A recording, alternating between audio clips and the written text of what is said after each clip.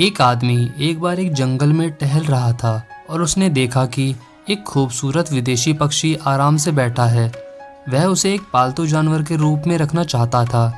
उसने पीछे से उसकी ओर जाकर उसे झट से पकड़ लिया और पक्षी ने बात करना शुरू कर दिया और उसने उससे कहा कि कृपया मुझे छोड़ दें, मैं आपको 3 मूल्यवान सलाह दूंगा जो आपके जीवन को बदल सकते हैं।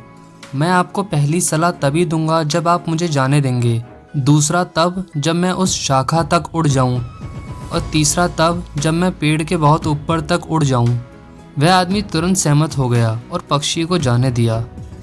पक्षी ने उड़ना शुरू किया और उसे पहली सलाह दी कि अपनी पिछली गलतियों के लिए खुद को अत्यधिक पछतावा मत देना।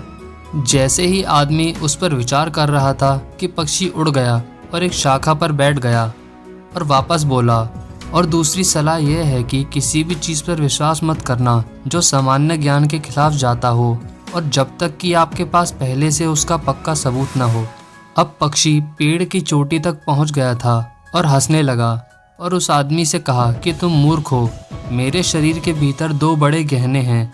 अगर तुमने मुझे रखा होता और मुझे जाने देने के बजाय मुझे मार डाला होता तो तुम इस कीमती रत्नों के मालिक होते और तुरंत धनवान बन जाते।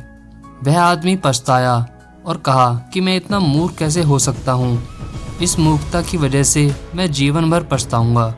ओ पक्षी, क्या आप कम से कम मुझे अपनी आखिरी सलाह दे सकते हैं? शायद उसमें क्षमता हो मुझे शांत करने के लिए। उस पक्षी ने जवाब दिया, मैं तो बस तुम्हारी परीक्षा ले रही थी।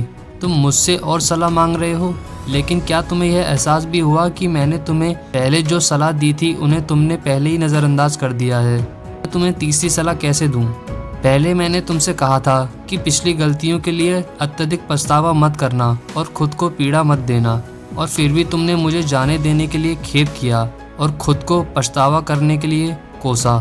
और दूसरा, मैंने तुमसे कहा कि उन चीज़ों पर विश्वास मत करना जो सामान्य ज्ञान के खिलाफ जाती है और जब तक कि आपके पास उसका पूरा प्रमाण ना हो। और तुम यह विश्वास करते हो कि मेरे जैसे छोटे पक्षी के अंदर 2 बड़े रत्न हो सकते हैं। क्योंकि आपने अब मुझसे तीसरी सलाह मांग ही ली है, तो वह तीसरी सलाह यह है कि यदि आप वह लागू नहीं कर रहे हैं जो आप पहले से ही जानते हैं, तो उस चीज़ का कोई मतलब नहीं रह जाता। यह बोलकर पक्षी उड़ गया। तो दोस्तों, कैसी लगी कहानी? अगर अच्छी लगी हो तो चैनल को सब्सक्राइब ज़रूर करें। चलिए फिर से मिलेंगे एक और नई कहानी के साथ। तब तक आप रोज़ कुछ न कुछ नया सीखते रहिए और ख़ुद को इम्प्रूव करते रहिए।